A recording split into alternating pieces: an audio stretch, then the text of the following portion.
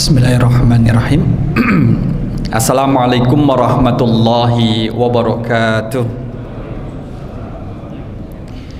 Innal hamdalillah nahmaduhu wa nasta'inuhu wa nastaghfiruh wa na'udzu billahi min syururi anfusina wa min sayyiati a'malina may yahdihillahu fala mudhillalah wa may yudlil fala hadiyalah. Asyhadu an la ilaha illallah wahdahu la syarikalah wa asyhadu anna Muhammadan abduhu wa rasuluh la nabiyya ba'dah. Allahumma salli wa sallim ala nabiyyina wa rasulina Muhammad sallallahu alaihi wasallam wa ala alihi wa ashabihi wa man tabi'ahu bi ihsani ila yaumiddin, amma ba'du.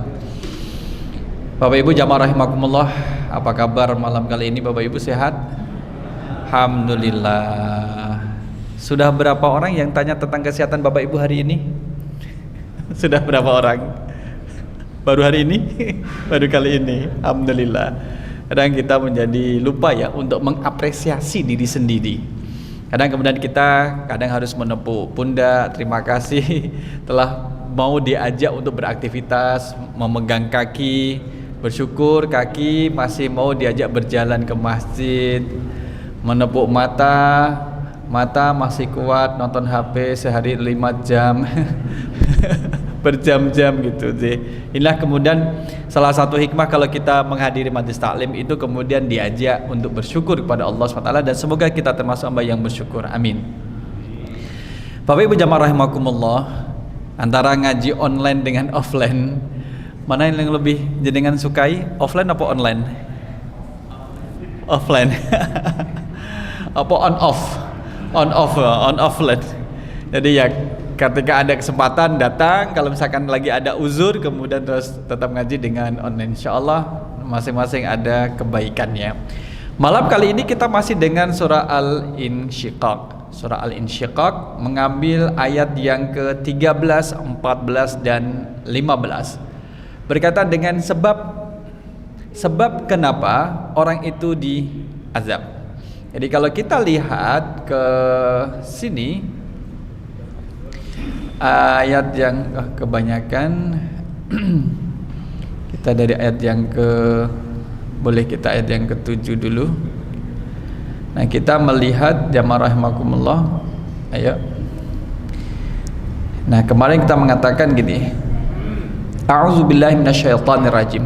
Wa amma man utiya kitabahu wara'a dzahri.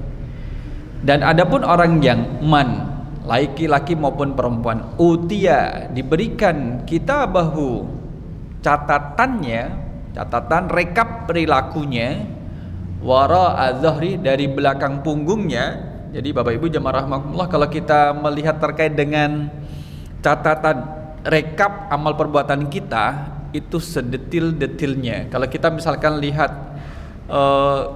rekam jejak digital seseorang kan bisa ditelusuri ya dengan forensik di digital itu bisa ditelusuri kapan ini ditulis, dikirim kepada siapa. Mungkin ada alat yang siapa yang pertama kali mengirim pesan WhatsApp ini tuh bisa ditelusuri dari HP siapa, nomor emailnya siapa, terdaftar nomornya siapa, itu ketahuan. Sekalipun kemudian nanti dikirim ke orang A, biar A ini kemudian nyebar ke grup B kemudian disebar ke grup yang lain biar tidak ketahuan, bisa ditelusuri, itu bisa ditelusuri. Apalagi yang kemudian di hadapan Allah tidak ada yang kemudian yang tersembunyi. Nah, ini kalau kita melihat misalkan rekap, misalkan kita pergi ke satu negara, itu kan ada rekap catatannya, kapan masuk, kapan kemudian keluar ada. Maka kalau CCTV melihat kita dari satu sisi, maka kalau kemudian pengawasan Allah itu dari berbagai sisi. Fasaufa yad'u subura, maka dia akan berteriak celakalah aku, ya, menundukkan ke penyesalan.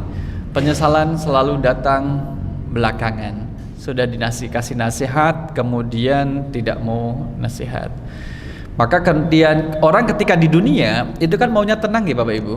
Seseorang mengatakan, Ustadz saya itu bertambah usia saya itu semakin hari semakin tua, saya ingin mendapatkan ketenangan. Karena bertambah usia ingin tenang, apa sih yang dicari kecuali kalau ketenangan? Oke kan gitu. Akhirnya adalah ini mengeluh, dia ingin tenang biar tidak was-was. Saya tanya. Jadi kan di samping rumah ada masjid, itu kan ada pengajian kan setiap hari Ahad. Iya. Berapa kali ikut pengajian? Nggak pernah. Loh kok nggak pernah? Saya kerja sampai sore. Lah, satu sisi jenengan pengen tenang, tapi kok nggak mau hadir ke majelis taklim gitu?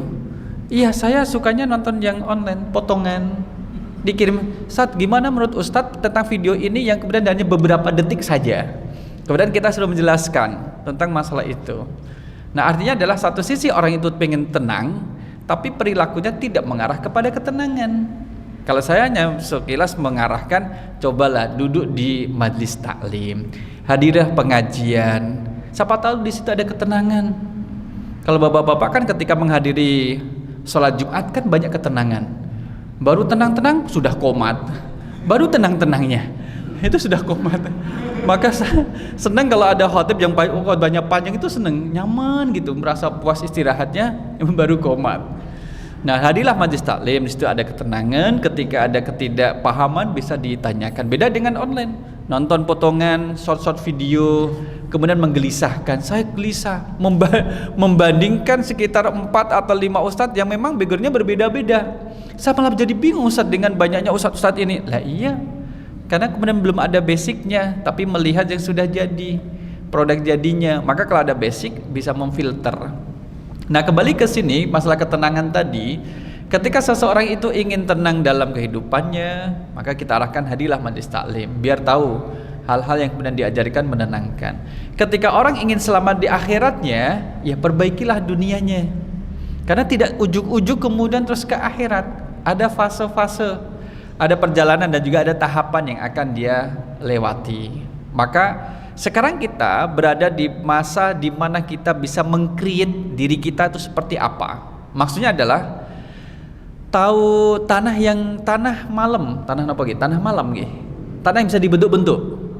Nah, kita seperti kemudian membentuk tanah malam ini, mau kita bentuk apa? Jadi kita mau meng-create, membentuk diri kita itu mau kita setting jadi apa toh?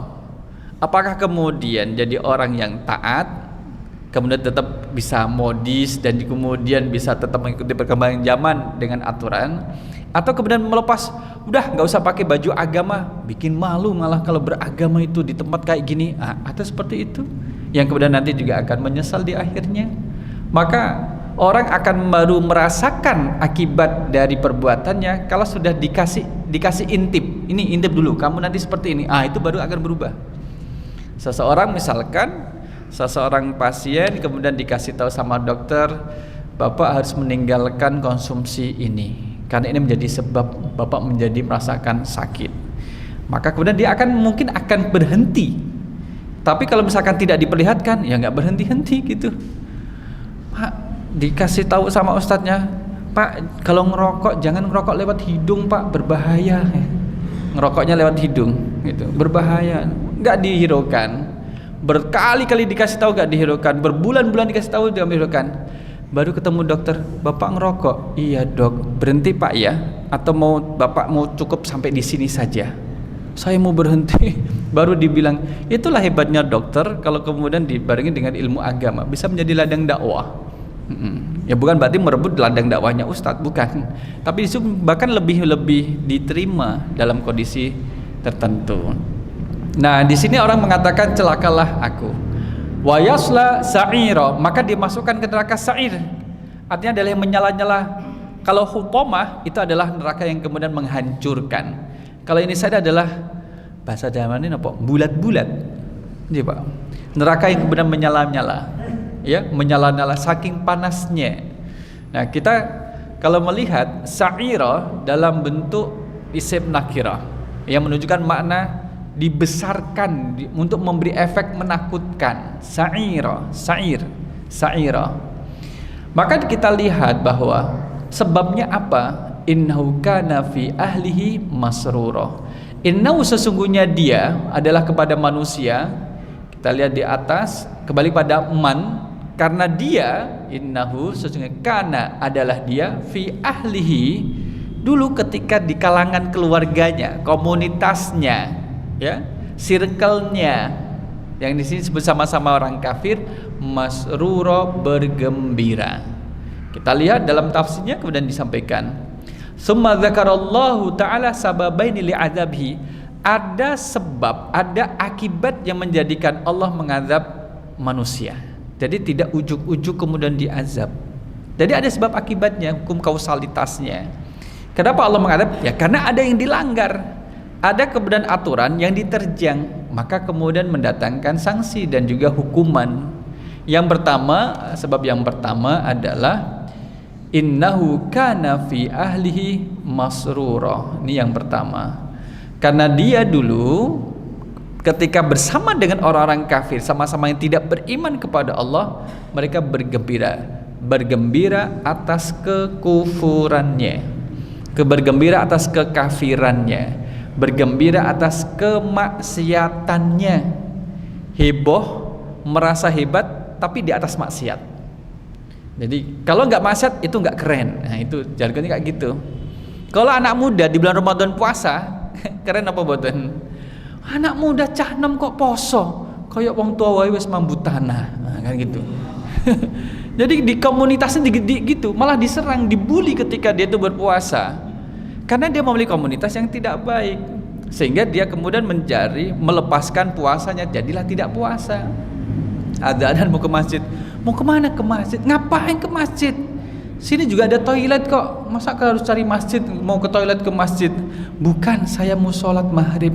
Ngapain sholat maghrib? Cah nom kok sholat maghrib? Gengsi itu, masa cah nom sholat maghrib? Sholat maghrib itu untuk orang yang sudah tua-tua. Jadi kalau circle-nya, komunitasnya tidak baik, maka akan terkontaminasi menjadi tidak baik juga Bapak Ibu. Nah ini kan menjadi berbahaya kalau komunitasnya seperti itu. Nah sama seperti kalau circle-nya adalah orang-orang kafir, mereka bangga di atas kekufurannya. Ketika di dunia, lo gini lo, kita ini lo, kan merasa hebat. Satu merasa kuat, dekingan tidak hanya pusatnya pusat, di atas pusat nopo? Sentral nopo pusat. Kemudian merasa serba bisa dan kemudian kebal hukum, ya merasa sok-sokan. Jadi itu ketika di dunia ada batasnya. Sama misalkan Bapak Ibu, orang yang kemudian di sini tato di lengannya itu gambar naga, lainnya tua jadi apa toh? Cacing, kan mas mengkeret dari cuili ini. Dulu keren, akan ada masanya. Semua itu ada masanya. Sehingga di saat ketika misalkan kita dalam satu masa secara fisik kuat, maka harus digunakan dalam kebaikan, karena akan datang waktu di mana fisik tidak bisa diandalkan lagi. Akan datang kemudian waktu di mana otak sudah tidak se-fresh yang dulu lagi. Maka di saat kita lagi fresh-freshnya otak itu kemudian digunakan dalam kebaikan. Imam Az-Zarnuji dalam kitab Ta'lim Muta'lim menyebutkan gini, salah satu bentuk syukur orang yang sehat akalnya adalah belajar. Di saat sehat akalnya itu adalah belajar. Kalau akalnya sudah tidak sehat, tidak bisa diajak untuk belajar. Ini menjadi penting untuk kita ketahui. Innahu kana fi ahlihi masrura. Dulu dia suka bersenang-senang ketika berkumpul dengan keluarganya. Jadi ini bukan keluarga ayah ibu bapak, tapi sama-sama orang-orang kafir. Ya, sama-sama ahli maksiat. Innahu kana fid dunya farhan la yufakkiru fil awaqib. Dulu di dunia merasa hebat, tidak memikirkan akibatnya. Dari apa yang dilakukan itu, katakanlah sambil satu sampel, satu contoh. Orang minum minuman keras, merasa hebat, merasa wah, gak berpikir akibat dari minum minuman keras. Baik memikirkan secara fisik, kesehatan physically, kemudian tidak memikirkan secara akhiratnya nanti, kan gitu. Orang kemudian apalagi yang sekarang ini banyak penangkapan preman gitu. Maksudnya dalam artian preman yang kemudian dia pemalakan dan sebagainya, yang juru parkir dan sebagainya itu. Seseorang yang kemudian dikasih pengaruh, kemudian badannya juga kuat, maka jangan digunakan dalam kemaksiatan. Kita memiliki satu peribahasa, sepandai-pandai topeng melompat akan jatuh juga gitu. Sepandai-pandai orang menutupi bangkai akan keluar bau busuknya juga. Kalau sesuatu yang baik, ya nggak usah ditutup-tutupi, akan dibiarkan ya seperti itu natural. Maka kebaikan ketika seorang melakukan keburukan itu kadang kan ditutup-tutupi. Jika kita misalkan tertarik untuk melakukan sesuatu dan tidak ingin dilihat orang lain, ada dua kemungkinan. Satu adalah itu adalah perbuatan buruk, bernilai maksiat, atau memang perbuatan itu adalah kemudian memang mau diikhlaskan agar tidak terkontaminasi dengan pujian orang lain. Tapi yang pertama lebih kuat biasanya. Kalau orang kemudian sembunyi-sembunyi melakukan amalan. Nek dulu Bapak Ibu, zaman dulu pacaran itu di bawah lampu atau lampu yang terang atau lampu yang mati. Ya, nek pacaran itu ya. Jadi kan ketika tesih nem bapak-bapak nate pacaran apa mboten? Oh mboten nate. Maksudnya mboten nate prei, bendinten pacaran. Tapi beda dulu pacarannya, berbeda dengan sekarang ini ya. Maka ketika orang melakukan keburukan itu ingin tidak diketahui oleh orang lain, ya, ingin tidak diketahui agar orang lain tidak tahu. Akibat dari kemudian la yufakir, tidak memikirkan akibatnya. Sehingga kemudian ada satu frase kalimat dinarasikan berbunyi gini: berfikirlah sebelum bermaksiat. Fikirkan dulu akibatnya. Kalau kamu mampu menanggung akibat itu, ya silahkan. Kalau nggak mampu menahan perbuatan tersebut, orang kemudian mau berantem, coba pikirkan. Kalau sudah berantem, apakah masalahnya akan selesai? Tidak. Kalau berantem, apakah menjadi lebih tenang? Tidak. Kalau berantem, apakah keluarga kemudian menjadi tidak tahu? Tidak. Akan tahu. Kalau berantem, apakah kemudian tidak diviralkan? Akan viral. Akan diviralkan. Ternyata hanya satu kata berantem, efeknya panjang dan banyak. Tidak hanya kembali pada dirinya, nyangkut sekolahnya, nyangkut keluarganya, nyangkut anaknya jadi korban pembulian karena orang tuanya berantem dan sebagainya. Wah, nggak jadi. Maka itu kemudian memikirkan. Jadi setiap kali kita digoda dengan godaan untuk bermaksiat, pikirkan akibatnya. Wah Ustaz, saya kemarin digoda untuk minum minuman keras. Lah kamu memikirkan akibatnya belum? Udah tak pikir tapi nggak ketemu ya Ustaz, nggak ada akibatnya. Parah deh. Udah dipikirkan ternyata nggak ketemu akibatnya. Maka kemudian setiap larangan itu memiliki dampak negatif, cepat atau lambat. Apapun larangan itu, sekalipun kemudian berbalut dengan keikhlasan. Saya ikhlas Ustaz. Ketika minum minuman keras saya baca bismillah, Allahumma barik lana, kemudian doa ini, nggak ada hubungannya. Dan tidak usah dicampur adukan antara yang hak dengan yang batil. Wala yakhafu mimma amamahu, tidak takut dengan apa yang ada di depannya, yaitu balasan tadi. Meremehkan azab, meremehkan balasan, dan meremehkan siksa. Bahkan kadang menantang dengan maksiat itu kemudian menjadi menantang. Dulu masa Nabi Muhammad sampai kemudian menantang, mana buktinya Muhammad kalau Tuhanmu akan mengazab kami? Mana buktinya? Jadi ditantang. Termasuk juga pertanyaan, mana kiamat? Katanya akan kiamat, ditantang. Dan balasan itu kan kembali kepada Allah balasannya. Maka kadang ada istilah instan karma gitu. Habis maksiat dapat balasannya secara instan. Wa inna ma yatbi'u hawahu, dia itu mengikuti hawa nafsu. Hawahu. Kalau hawa di sini, hawahu, berarti kemudian hawa nafsu yang bermakna adalah buruk. Kalau an-nafsu kan kemudian ada 3 ya, nafsul mutmainnah, yang kedua adalah yang ketiga adalah anzilers. Pertama nafsul mutmainnah, kedua adalah nafsul lawwamah, yang ketiga ammaratum bisu. Nah, hawa ini termasuk yang 2 yang terakhir adalah nafsul lawwamah, nafsu yang tercela, kecelaan karena melakukan yang dilarang oleh Allah dan selalu mengajak kepada keburukan, yatba'u hawahu, hawa. Maka kita, Bapak Ibu, yarhamukallah, kita itu kemudian lebih paham terkait dengan godaan pada diri kita masing-masing. Misalkan saya tidak akan digoda oleh setan dengan godaan untuk orang lain, karena bisa jadi tidak nyambung. Misalkan saya digoda sebagai orang kaya, enggak nyambung. Digoda sebagai orang kaya, digoda sebagai seorang menteri, enggak nyambung, saya enggak paham. Ini goda apa sih sebenarnya setan ini? Digoda masalah perpu, undang-undang, enggak nyambung. Ustadz itu digoda dari sisi keustatannya. Seorang guru digoda dari keguruannya. Seorang profesor dari keprofesorannya, agak nyambung, relate, ada hubungannya. Kemudian godaan besar sama ustadz adalah antara lain adalah sombong. Karena godaannya adalah akan menganggap orang lain tidak lebih tahu dari dirinya. Itu godaannya. Dan kita harus kemudian hati-hati. Oh, ini yang selalu digodakan, dijadikan godaan dan juga godaan. Wa yarkabu syahwatihi. dan dia melakukan syahwatnya.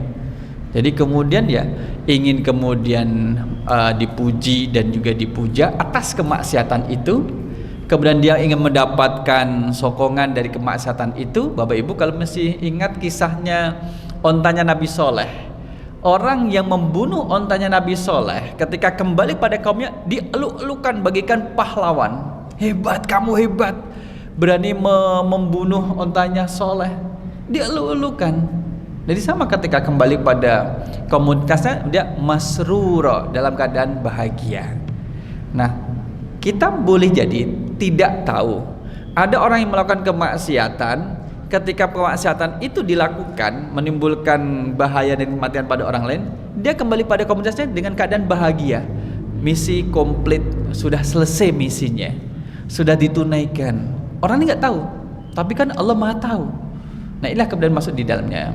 Bataran asyiran li'adami khuturi al-akhirah bibalihi. Mereka tidak memikirkan akhirat sedikit pun dalam benaknya itu. Nggak tahu, nggak mau memikirkan akhirat, dan kemudian tidak kebayang akhirat. Yang ada adalah kemudian meremehkan akhirat, gitu, meremehkan akhirat. Milih surga apa neraka? Milih neraka. Lah kenapa? Bisa ngerokok nggak usah bawa korek, tinggal nyulat. Nah, itu berarti kan kemudian bermain-main dengan akhirat. Kemudian nanti ketemu dengan ini itu, tidak seperti yang dibayangkan ketika di dunia tentang neraka itu. Maka jamaah rahimakumullah, oleh karena itulah kemudian kebahagiaan dia ketika di dunia arfahrul yasir berubah menjadi haznan tawil. Kebahagiaan yang sesaat berubah menjadi kesedihan yang berkepanjangan. Cuma di dunia dia bahagia. Berapa lama tuh orang bahagia dengan kemaksiatannya di dunia? Berapa lama Bapak Ibu? Orang mengelulukan dirinya, dielulukan karena kemaksiatan yang dilakukan di dunia, itu kan tidak lama. Boleh misalkan 2 hari, 3 hari, hebat ya kamu, hebat, dieluk-elukan. Hanya kemudian sesaat, singkat. Orang itu dieluk-elukan sama komunitasnya hanya singkat. Tapi dia akan menanggung kesedihan berkepanjangan, haznan tawilan, selama di akhirat. Bahkan sebelum di akhirat dia sudah kemudian merasakan dampaknya ketika di alam kubur. Bahkan sebelum itu, sebelum masuk ke alam kubur, dia sudah merasakan dampaknya ketika dia sakratul maut. Jadi seperti itu Bapak Ibu, membayangkan.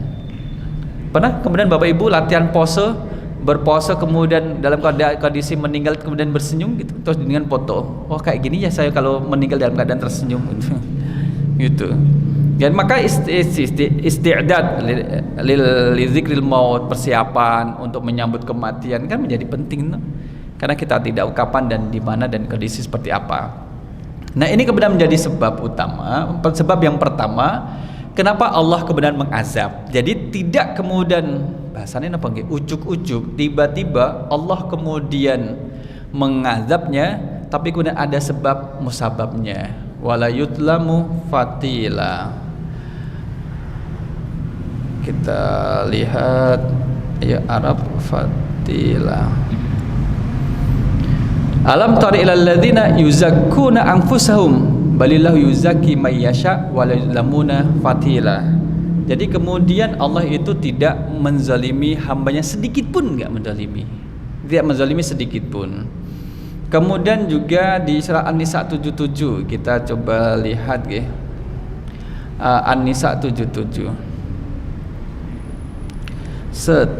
Kemudian An-Nisa 77. Kita langsung ke ayat yang ke-77. Oh, bawah. Oke. Klik.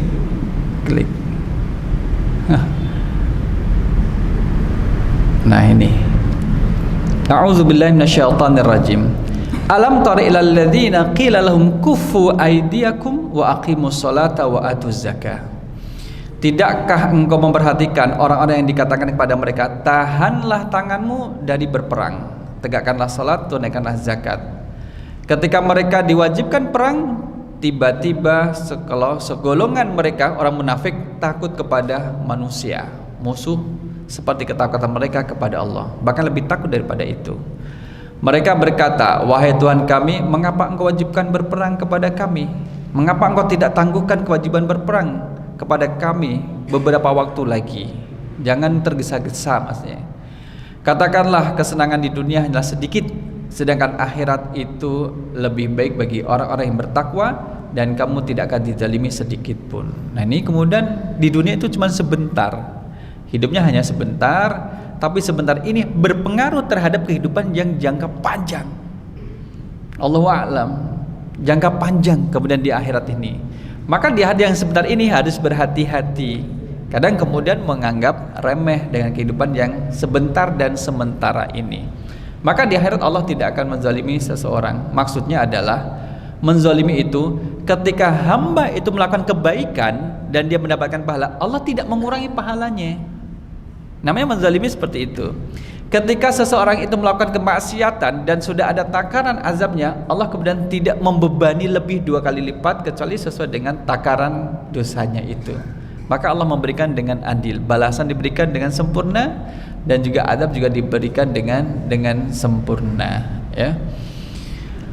Yauma nad'u kulla unasim biimamihim faman utiya kitabahu biyamini faulaika yaqrauna kitabahum wa la yuzlamuna fatila. Dalam surah Al-Isra, mereka yang menerima kitabnya dengan tangan kanannya, maka mereka tidak akan dizalimi sedikit pun. Nah, jamaah rahimakumullah, itu adalah sebab yang pertama kenapa Allah mengazab orang ini, karena dia bangga dengan kekufurannya. Nih, bangga dengan kekafirannya. Kalau sekarang ditarik lagi, bangga dengan kemaksiatannya, bangga dengan pengkhianatannya, bangga dengan kebohongannya, dan bangga dengan rekayasa kejahatannya. Semua akan mendapatkan balasan faliyadzubillah. Sebab yang kedua, innahu zanna allayyahur, sesungguhnya dia, hu kembali kepada man, orang. Zanna, dia itu mengira, allayyahur ada lan. An yahur, tidak akan pernah, itu lan. Yahur, tidak akan pernah kembali kepada Allah. Orang kalau misalkan sudah tidak yakin bahwa Allah akan membangkitkannya, maka menjadi sosok yang berani. Sosok berani bagaimana? Orang yang berani kepada Allah akan melakukan kemaksiatan. Termasuk juga kita, orang yang berani kepada Allah, nauzubillah, berani pada Allah berarti melakukan kemaksiatan. Di saat orang itu maksiat, maka keberanian kepada Allah itulah yang sebenarnya. Dia berani menentang. Jadi innama yakhsyallaha min ibadihil ulama, orang yang takut kepada Allah hanyalah orang-orang yang berilmu. Itu ulama. Bentuk plural dari kata alimun, ulama'u. Alimun orang yang berilmu, ulama adalah para orang-orang alim, para alim ulama. Jadi kita bisa menjadi seorang ulama. Dengan bertambahnya ilmu kita, semakin tambah takutnya kita kepada Allah. Sekalipun gak ada orang, misalkan di dapur lagi lapar, ada gorengan di dapur, mau makan, kita tetap duduk. Sekalipun gak ada orang. Kalaupun misalkan kita makan berdiri, bisa saja dengan tangan kiri, bisa saja di dalam rumah sendiri dan tidak ada orang, dan kemudian ada makanan dan sebagainya. Tapi ketakwaan kita kepada Allah menjadikan kita tetap duduk, Allah mengawasi kita. Nah itu. Atau kemudian dalam kondisi haus, merasa haus, ada minuman, minumlah dengan tangan kiri. Ketika kita merasa diawasi oleh Allah, kemudian tetap dengan tangan kanan. Ketergesa-gesaan kita itu kemudian diluluhkan dengan pengawasan Allah, yaitu muraqabatullah. Nah, allayyahur, ketika dia orang sudah tidak yakin akan kembali kepada Allah, tidak yakin dia akan dibangkitkan, tidak yakin akan dimintai pertanggungjawaban, tidak yakin kemudian akan menerima pembalasan, tidak yakin kemudian akan adanya akhirat, maka menjadikannya lost doll. Lost doll apa? Lost doll, gaspol, rempol. Jadi lost doll itu ya kemudian tidak ada kendalinya. Nah, gaspol remblong, itu lost doll nih. Allayyahur, maka di sini ada yang menggunakan lan, huruf nasab, amil nasab. Yahura fi'lun mudhari'un mansubun wa alamatun nasbihi al-fathah al-dhahirah bidukhuli lan, karena masuknya lan. Kita lihat penjelasannya. Innahu zanna allayyahur, mengira dia tidak akan kembali pada Allah. Ya tadi tidak menganggap adanya balasan, tidak yakin, tidak percaya dengan adanya balasan dari maksiat yang dilakukan, tidak percaya dengan adanya kebangkitan, apalagi alam kubur. Yang dia yakini apa? Hidup sekali dan mati selesai. Maka kemudian dia menikmati hidup dengan bergelimang kemaksiatan. Inna sababa dzalika surur wal batar yudunnahu bi annahu la yarju ilallah. Ya, karena sudah tidak yakin kembali kepada Allah. Itu bahaya. Maka kalau kita bertakziah, kalimat ta'zi, inna lillahi wa inna ilaihi rajiun. Inna, sesungguhnya kita, lillahi, milik Allah. Inna lillahi wa inna, dan sesungguhnya kita, ilaihi, kepadanya lah rajiun, orang-orang yang kembali. Jadi kalimatnya menjadi kuat. Wa inna ilaihi raji'una, itu lebih dalam, lebih kuat maknanya daripada wa inna raji'una ilaihi. Beda. Wa inna ilaihi raji'un. Kita itu akan kepadanya lah, kepada Allah lah kita itu akan kembali. Tapi kan nanti kan dikubur, berarti kembali pada tanah. Bukan itu maksudnya. Ruhnya akan kembali pada Allah dan akan kemudian dimintai pertanggungjawaban oleh Allah. Wala yub'atsu lil hisabi wal iqab. Dia kemudian tidak yakin akan dibangkitkan, tidak yakin dengan dihisab, diperhitungkan amal perbuatan, wal iqab, dan tidak yakin dengan adanya pembalasan. Wala yu'adu ba'dal maut, dan tidak yakin akan dikembalikan setelah kematiannya. Tulang Nawawi itu tulang apa nggih? Tulang ekor. Kita lihat tulang ekor. Bahasanya gitu ya. Tulang ekor. Sup eko. Pernah makan sup eko? Sup buntut. Buntut itu kan ekor. Jadi R-nya nggak dibaca. Nah, tulang ekor yang kemudian disebutkan dalam hadis, inilah menjadi orang akan dibangkitkan dari tulang ekornya. Gitu. Ada yang ketinggalan ekornya? Semuanya memiliki tulang ekor, sehingga kemudian jangan main-main dengan tulang ekor. Misalkan orang mau duduk di atas kursi, kursinya jangan ditarik, sehingga nanti dari bahasanya udah kecengklak, tapi berbahaya. Lah kalau misalkan tulang ekornya kan sampai atas, nusuk serut, nauzubillah, sampai ke otak, berbahaya juga. Maunya adalah main-main bersenda guru, tapi itu berbahaya. Itu berbahaya. Maka di sini ada tulang ekor. Nah, posisi duduk Bapak Ibu perlu dirapikan dan ditahan, dijaga. Kalau misalkan karpetnya kurang tebal, besok bawa bantal yang empuk untuk menjaga tulang ekornya. Disinilah kemudian semua orang akan dibangkitkan, tidak ada yang ketinggalan satu pun untuk membantah bahwa kalau mereka orang-orang yang kufur meyakini tidak akan dibangkitkan, semua akan dibangkitkan. Hatta sampai orang yang meninggalnya, naudzubillah, tidak diketahui kapan dan di mana, tapi dia meninggal, tidak diketahui kapanpun dan dimanapun, itu pun akan dibangkitkan. Atau bahkan kemudian menjadi korban dari kejahatan pun akan dibangkitkan. Maka ini kan anggapan mereka. Dua-dua perilaku ini yang menjadikan mereka ini diazab oleh Allah. Satu adalah bahagia di atas kemaksiatan, kekufurannya. Yang kedua adalah menganggap bahwa dia tidak kembali kepada Allah, sehingga berdampak pada perilakunya yang semena-mena melakukan kemaksiatan dan kejahatan, dan tidak ada pertobatan, dan sampai akhir hayatnya pun kemudian tidak menyesal. Summa raddallahu alaihi dzannahu qailan. Kemudian Allah membantah prasangkanya, apa yang kemudian mereka katakan itu. Jadi di sini, bala inna rabbahu kana bihi basira. Tidak demikian.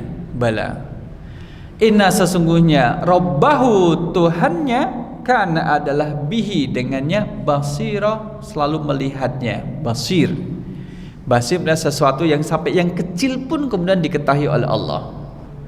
Jadi ini menjadi sebab kenapa mereka diazab, kenapa mereka kemudian disiksa. Maka karena Allah basir, rabbahu basira. Bala innahu sayahuru wa yarju ila rabbih. Kalian pasti akan kembali. Jadi ini Allah yang membantah. Wah, kita tidak akan dibangkitkan, kalian akan dibangkitkan. Lah kalau misalkan sudah tercerai-berai, berubah menjadi tanah, akan dibangkitkan. Lah kalau misalkan sudah dibakar dan hancur jadi abu, akan dibangkitkan. Bahkan menyusun jari jemari dengan yang sudah terkoyak kocar-kacir pun mudah. Bagi Allah hal itu adalah mudah. Itu adalah mudah bagi Allah. Nah, wa sayu'iduhu Allahu kama badahu. Allah akan mengembalikan sebagaimana Allah memulai.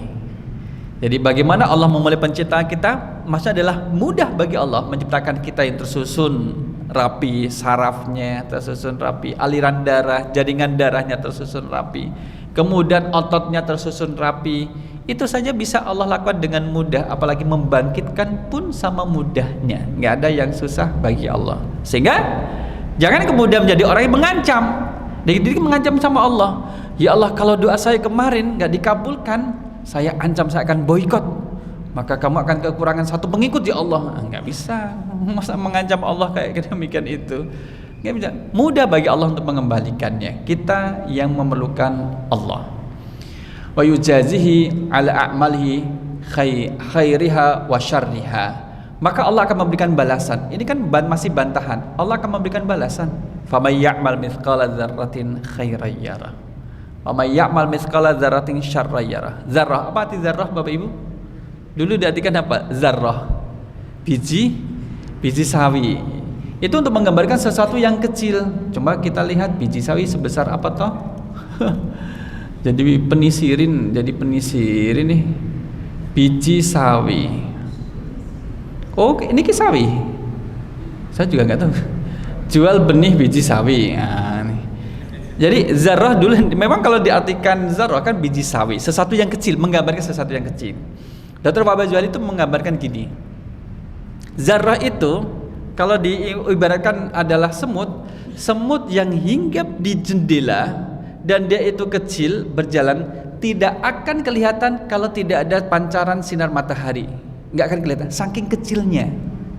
Saking kecil, menggambarkan sesuatu yang kecil. Maka dengan perkembangan ilmu dan teknologi, zarrah diartikan dengan atom. Maka atom tuh masih bisa dibagi menjadi neutron,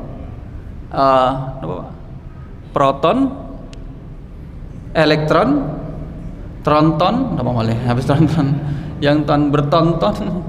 Itu masih bisa dibagi-bagi. Maksudnya adalah sekecil apapun kebaikan yang kita lakukan, Allah pun memberi apresiasi. Allah memberikan apresiasi. Cuman sekedar senyum pada orang lain, itu Allah kasih apresiasi. Ternyata ada uang jatuh, tak selamatkan lah itu. Diselamatkan, taruh pada tempatnya. Setiap kebaikan kita ada balasannya. Sehingga ini menjadikan kita kemudian tidak bosan-bosannya melakukan kebaikan. Kamu kok masih melakukan kebaikan sih? Nggak ada yang memuji, nggak ada yang mengapresiasi. Bukan, itulah kalau misalkan kita mengharapkan apresiasi dari orang, memang lebih sering kemudian menjerumuskan dan juga mematikan kalau mengharapkan harapan daripada orang lain. Kita lanjutkan tinggal dikit. Maka Allah akan memberikan balasan terhadap amal perbuatan kita, khairiha wa syarriha. Apakah amalan itu termasuk kategori amalan yang baik, atau kemudian amalan itu termasuk kategori amalan yang buruk? Baik dan buruknya itu dari Allah, bukan dari kita, bukan dari pelakunya. Maka hadis Rasul berbunyi, min husni islamil mar'i tarkuhu ma la ya'nihi. Tanda baiknya keislaman seseorang ketika dia meninggalkan perbuatan yang tidak bermanfaat. Kemudian diklasifikasikan menjadi 4. 1, kullu muharramat, setiap yang diharamkan pasti tidak bermanfaat. Kayak apapun, meskipun melakukan yang haram ini kemudian pakai sarung, nggak ada manfaatnya. Napa malih? Pakai mukena, nggak ada manfaatnya. Selama itu haram, tidak ada manfaatnya. Yang kedua adalah kullu makruhat, setiap yang dihukum makruh. Setiap yang dihukum makruh itu tidak ada manfaat untuk kita kerjakan sebagai seorang muslim. Wa kullu syubhat, setiap yang berhukum syubhat juga tidak ada manfaatnya. Meskipun pakai bismillah ngapain bismillah, nggak ada manfaatnya. Maka kalau terhadap syubhat, innal halala bayyinun wa innal harama bayyinun wal umuru bainahuma mushtabihatun. Ketika yang halal sudah jelas, yang haram sudah jelas, antara keduanya halal atau haram ya. Ini minuman ini halal atau haram ya? Halal atau haram ya? Nah, itu menjadi syubhat. Bagi saya, di dalam ruang takmir di atas meja ada minuman teh. itu halal atau haram ya? Kalau untuk saya kenapa tidak dibawa ke sini ya? Kan kita mikir. Gitu. Kalau bukan untuk saya, terus untuk siapa lagi gitu ya? Nah, bagaimana sikap kita? Diam sampai nanti ada berita jelasnya itu untuk siapa. Kemudian itu adalah syubhat. Yang ketiga adalah sesuatu yang dilakukan dengan israf, berlebih-lebihan. Israf itu tidak baik. Berlebih-lebihan itu tidak baik. Ibadah secara berlebih-lebihan boleh. Ada 3 sahabat yang datang, Rasul, saya akan puasa terus-menerus agar bisa mendekati dengan ibadahnya Rasul. Disalahkan Rasul, ana asumu wa uftir, saya puasa ya kadang juga berbuka. Rasul, saya akan sholat malam. Rasul tidak mengiyakan. Ana usolli wa arqud, saya sholat ya juga tidur. Rasul, ana la atazawwad, saya tidak akan menikah Rasul agar bisa fokus ibadah. Rasul bilang, ana atazawwad, saya menikah. Nah, maka dalam beribadah pun jadi tidak baik. Nah, kalau zikir kan wadkurullaha katsira. Kalau zikir silakan berbanyak-banyak. Berzikir mengingat Allah Subhanahu wa taala. Dalam makanan pun tidak boleh israf, berlebih-lebihan. Aji pongna pongno. Nah, Bapak kepanjangan ya. Mumpung enak, mumpung ono. Aji pongna pongno. Mumpung enak kemudian masukkan ngunyahnya nanti. Dikunyah nanti. Kalau sudah pulang baru dikunyah. Kalau di masjid makan bareng, udah masukkan aja. Itu kemudian menjadi tidak baik. Nah, itulah karakteristik kita sebagai seorang muslim, jadi harus berhati-hati terhadap yang tidak bermanfaat. Fa innallaha rabbahu kana bihi wa bi amalihi aliman khabiran. Kita dengarkan azan.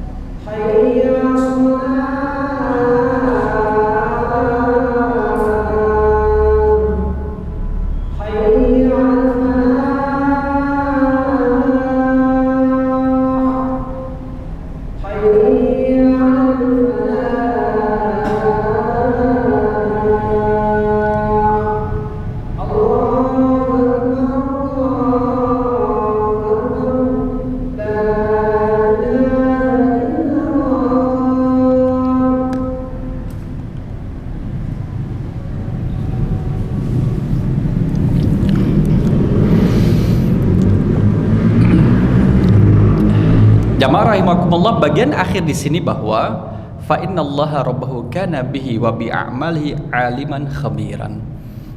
Terhadap perilaku manusia, Allah itu sangat mengetahui, khabir. Bahkan kemudian sampai yang kecil-kecil pun Allah mengetahui, termasuk apa yang berada di dalam hati yang diniatkan seseorang. Maka tidak ada sesuatu yang tersembunyi bagi Allah. Sesuatu pun nggak ada, bahkan yang terhalang-halangi pun tidak ada, sehingga Allah merasa tertutupi, itu nggak ada. Sebagaimana kalau orang itu melarikan diri dari kematiannya, walau kuntum fi burujim musyayyadah, sekalipun dalam bangker yang kuat, kematian akan datang.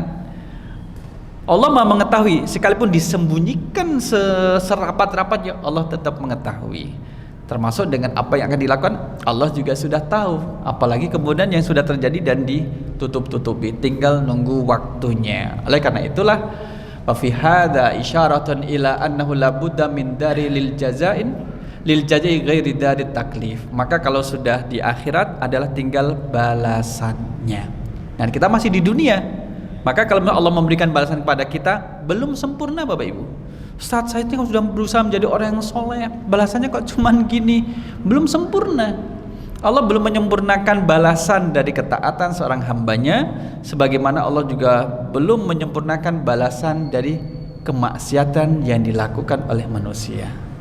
Oleh karena itu kapan? Nanti di akhirat. Sehingga akhirat bagi seorang mukmin adalah Allah akan memberikan balasan atas keimanan secara sempurna, dan bagi orang kafir akhirat adalah dia akan merasakan azab dari Allah secara sempurna juga. Mari kita tata dunia kita untuk menyongsong akhirat yang lebih baik. Mumpung Allah masih mengizinkan kita untuk bernafas, beraktivitas, melihat, berbicara dan beraktivitas, kita gunakan dalam sebaik-baiknya sehingga kita menjadi hamba yang di akhirat menerima catatan amal dengan tangan kanannya. Amin ya rabbal alamin. Makatan ibu bapak jamaah rahimakumullah, mugi-mugi bermanfaat dan menjadi renungan bagi kita pada hari ini insyaallah. Kita cukupkan dengan doa kafaratul majlis. Subhanakallahumma wa bihamdika asyhadu an la ilaha illa anta astaghfiruka wa atubu ilaik. Aku qouli hadza astaghfirullah li wa lakum. Wassalamualaikum warahmatullahi wabarakatuh.